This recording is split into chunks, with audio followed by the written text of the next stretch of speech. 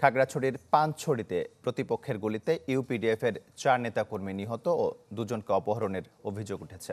UPDF সংগঠক অঙ্গমানমার অভিযোগ, গতরাতে পানছড়ির পুচগাঙের অনিল পাড়ায় সাংগঠনিক কাজ করছিলেন গণতান্ত্রিক যুব ফোরামের কেন্দ্রীয় সাংগঠনিক সম্পাদক বিপুল চাকমা, পাহাড়ি ছাত্র পরিষদ কেন্দ্রীয় কমিটির সহসভাপতি সুনীল চাকমা, খাগড়াছড়ি জেলা শাখার সহসভাপতি লিটন চাকমা ও ইউপিডিএফ সদস্য রহিনশা ত্রিপুরা। এ সময় প্রতিপক্ষের গুলিতে নিহত হন তারা।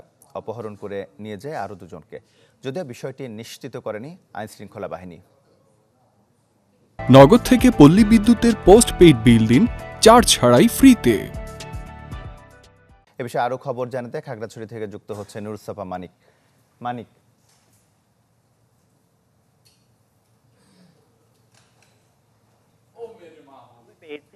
যে ইউপিডিএফ এর সংগঠক অঙ্গমানমা তিনি আমাদেরকে সকালেই জানিয়েছেন, একটা অভিযোগ দিয়েছেন। সেটি হলো তিনি জানিয়েছেন যে সাংগঠনিক কাজে ইউপিডিএফ এর সমর্থিত গণতান্ত্রিক যুব ফোরাম এবং পাহাড়ি ছাত্র পরিষদের বেশ কিছু নেতাকর্মী পানছড়ির কুইজগাং এলাকার যে অনিল চন্দ্র পাড়া এলাকায় তারা অবস্থান করছিল গতকাল থেকে, এবং গত রাতেই হঠাৎ করে তাদের উপর যে প্রতিপক্ষের একটি যে আক্রমণ হয়, যে গুলি করে কিন্তু এখানে প্রতিপক্ষের লোকজনের হাতে তাদের 4 নেতাকর্মী নিহত হওয়ার বিষয়টি তারা অভিযোগের আকারে দাবি করেছেন। আর নিহতরা হলেন যে পাহাড়ি ছাত্র পরিষদ, ইউপিডিএফ সমর্থিত পাহাড়ি ছাত্র পরিষদের সাবেক যে কেন্দ্রীয় সভাপতি বিপুল চাকমা এবং বর্তমানে তিনি গণতান্ত্রিক যুব ফোরামের